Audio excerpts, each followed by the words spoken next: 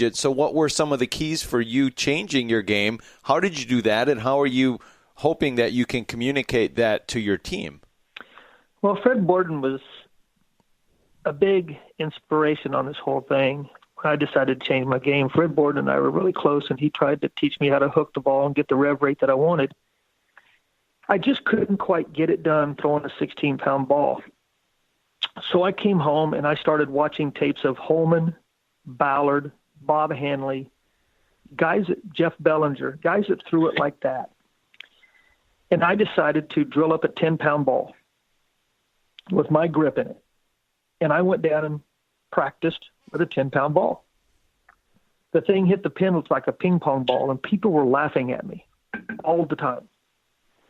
But at least I could do the release and see the roll and feel everything that I wanted to see and feel and try to accomplish with a 10-pound ball. So I came up with the philosophy, here's what I'm going to do.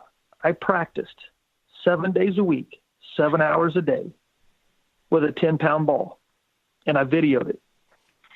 I did that for 1 month. And then the next month I went to 11, and every month I would go up till I got to a 16.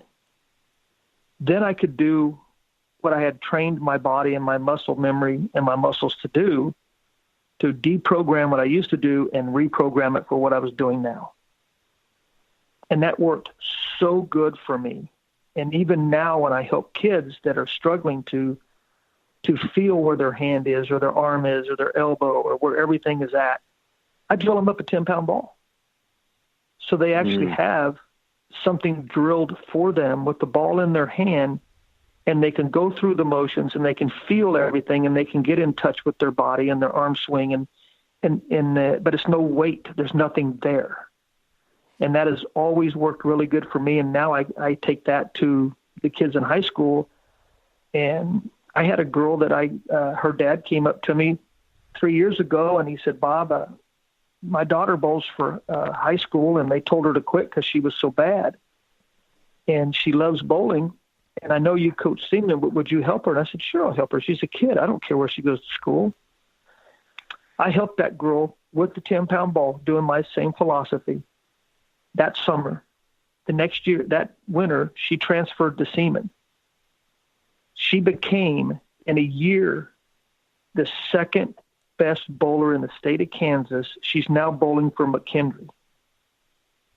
Oh, and wow. She is just absolutely phenomenal.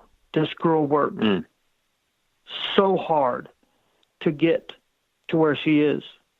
And I just use a lot of those techniques that I came up with and what Fred Borden had told me, and that's what helped her, and that's what's helping these kids.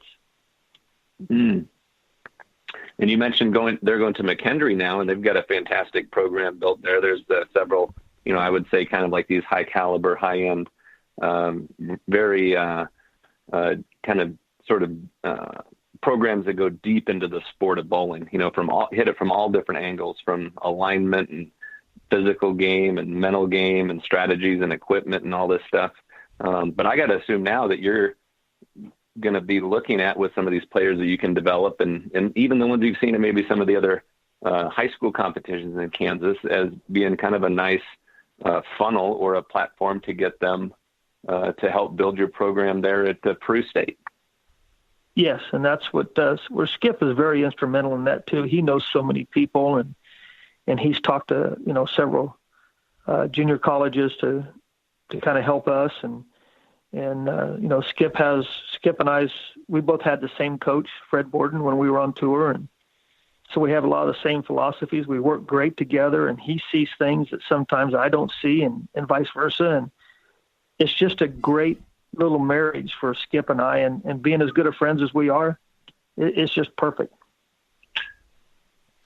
And I was looking too, your high school team, we can't sleep on them as you're kind of, you're coaching one of the top high school teams in Kansas in the state there. So you took your high school program that needed some work, and you were able to turn them around as well. So I think what you're doing is certainly working there in Kansas, and it's let's see if it transitions into the collegiate game, and I'm guessing it will. But that's a very good accomplishment as well, what you guys are accomplishing on the high school level there. I've got a great group of kids. We won the state, the boys did, not last year, but the year before. And I had 4 sophomores on that team and 2 seniors. Yeah, they were very, very young, but those kids just bought into everything that we were working on, and they truly trusted me. The first year it was pretty difficult when I came in there. I never told any of the kids that I had bowled on the tour. That's just not me. I just don't do that type of stuff. And I came in one day and they were all sitting at this table and they were looking at something and looking back at me and looking, I thought, what are you guys doing? And I walked down there and they said, Coach, why didn't you tell us? And I said, tell you what? And they showed me the video, the 300. And I said, well, I just don't talk about stuff like that. I just, if somebody finds out about it, we'll talk about it. If not, then, that's okay. I'm not here to float my own boat. But ever since that day, those kids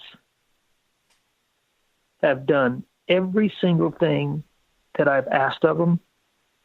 We practice from 3:30 to 5, and then I bowl Monday, Wednesday, and Thursday. They will come to the bowl at 8 o'clock at night. I get done at 9, and wait on me to get done. And then we practice till 11 or 12 o'clock at night. This is 5 days a week, and they call me. I don't call them.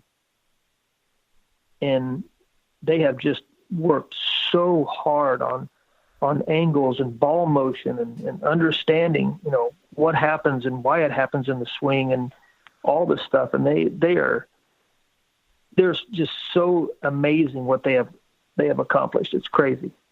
Awesome. Well, such great stuff, Bob Benoit. Appreciate you taking your time out of your schedule, and you got a lot of stuff on your plate there with coaching, continuing to coach the high school team, as well as your new project and efforts there at Peru State College. And we want to make sure we can check back in with you a little bit later in the season, see how everything's going with you and Skip and the players and the development of the new program. And we'll be excited to hear more from you.